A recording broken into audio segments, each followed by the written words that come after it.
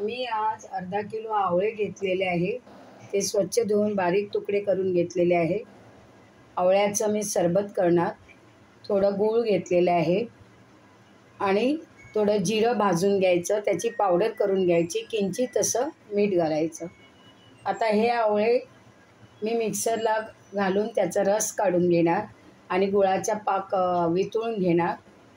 पाक म्हणजे एकदमच चिकट नाही, थोडं गूळ वितळून घेणार आणि हा रस त्याच्यात पाकात घालणार आणि जरा किंचित असं जिऱ्याची पावडर, भाजलेली जिरं आणि किंचित असं मीठ. तर पहिल्यांदा मी हे आवळ्याचे तुकडे मिक्सरला लावून रस काढते. ठेवलेली आहे. आता मी हे गूळ जरा वितळून घेते आणि नंतर हा आवळ्याचा रस काढलेला आहे मिक्सरला लावून तो घालते. पहिल्यांदा गूळ जरा वितळू दे. गूळ ऑलरेडी वितळलेला आहे. हा जो रस केलेला आहे, हा रस, आवळ्याचा रस घालते आणि बराच शिजवून घेते. जरा अशी उकळी येऊ दे. किंचित असं मीठ घालते, जास्त घालत नाही, थोडंच घालते. आणि ही जी जिऱ्याची पावडर जराशी घालते. नंतर सर्व करताना आपण ग्लासमध्ये घालायची असते. जास्त पण घालू नये, कडवटपणा येतो. तर आता ही उकळी येऊ दे. आवळ्याच्या सरबतला उकळी येते आहे.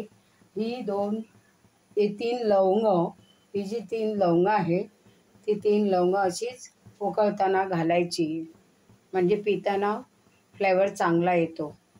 तर जरा आणखी जरा उकळी येऊ दे, मग हे सरबत मी बंद करून ठेवते. अशा प्रकारे हा आवळ्याचा स्क्वॅश झालेला आहे. हे बघा, मी गॅस बंद करते. हे बघा, हा थंड झाल्यानंतर शक्यतो काचेच्या बॉटलमध्ये घालून फ्रीजमध्ये ठेवावा.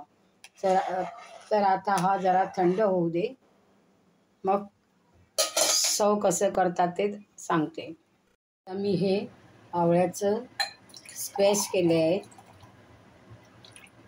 हे घालते आहे.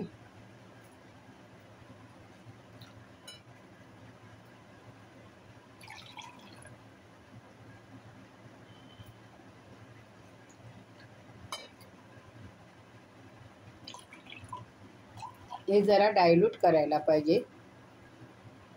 हे असं थंड पाणी घालून घेते. आता किंचित असं जिऱ्याची पावडर, जास्त घालू नये. अशा प्रकारे आवळ्याचं सरबत, पहिल्यांदा आवळ्याचा स्क्वॅश केलेला आहे आणि मी ऑर्गॅनिक गूळ वापरले आहे, त्यामुळे जरा कलर वेगळा झालेला आहे. पण होममेड असं सरबत मी आज केलेले आहे.